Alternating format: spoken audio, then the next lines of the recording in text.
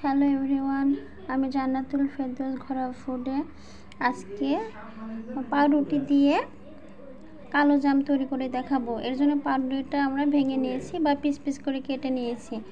এখন এর মধ্যে সামান্য পরিমাণ বেকিং সোডা দিয়ে দিব আর অল্প পরিমাণ করে দুধ অ্যাড করব। দুধটা একবার ঢেলে দেওয়া যাবে না, এর জন্য প্রথমে অল্প করে দিতে হবে আর মেখে নিতে হবে।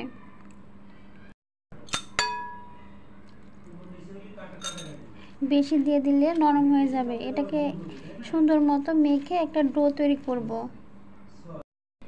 ডোটা রেডি হয়ে গিয়েছে। এটাকে এখন আমরা হালকা করে ঢেকে রাখবো 10 মিনিট। 10 মিনিট পর চলে আসলাম। এটাকে এখন ডো বানিয়ে নেব। হাতে সামান্য পরিমাণ তেল মাখিয়ে নিলাম, নিয়ে এটাকে মিষ্টি আকারে ছোট ছোট ডো বানিয়ে নেব। ডোগুলো রেডি হয়ে গিয়েছে। আমি গোলাকারে শেপ দিয়ে নিয়েছি, আপনারা যেমন ইচ্ছা তেমন করে শেপ দিতে পারেন। এখন আমরা এটাকে ভেজে নেব। চুলার উপর ফ্রাই প্যান বসাই দিয়েছি, এটা গরম হয়ে গেছে। এখন এর মধ্যে তেল দিয়ে দিব। তেলটা গরম হয়ে যাওয়ার পর ডোগুলো ছেড়ে দেব। এটা মিডিয়াম একদম লো হিটে ভেজে নিতে হবে যেন পুড়ে না যায়। এটা জোরে ঝাল করে ভাজলে পোড়া হলে ভালো লাগবে না।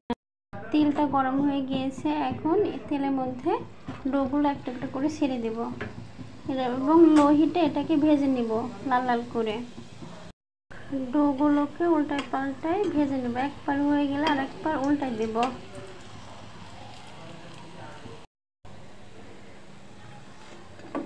আমাদের ডোগুলো ভাজা হয়ে গেছে। এটা এখন উঠিয়ে নেব। অনেক সুন্দর কালার চলে এসেছে। এখন আমরা চিনির শিরা করে নেব। শিরা করার জন্য পাতিলে করে চুলার পর পানি বসিয়ে দিলাম পরিমাণ মতো, যেন মিষ্টিগুলো ভিজে। এর মধ্যে চিনি দিয়ে দেব পরিমাণ মতো। যে যেমন মিষ্টি খায় তেমন অনুসারে দিলেই হবে।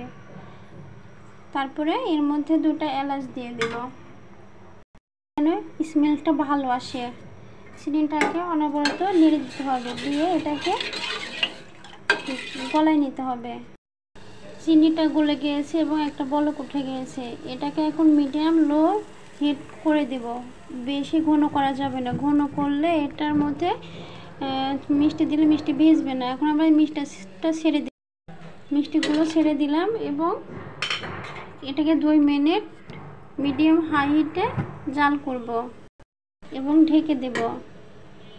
2 মিনিট পর এটাকে লো করে দেব এবং ঢেকে 10 মিনিট জাল করব। 10 মিনিট পর চলে আসলাম। এটাকে এখন 1 ঘন্টা রেস্টে রেখে দেব। 1 ঘন্টা পর চলে আসলাম। এটাকে একটু কেটে দেখাবো যে কেমন হয়েছে। একদম পারফেক্ট। সবাইকে ধন্যবাদ। আসসালামু আলাইকুম।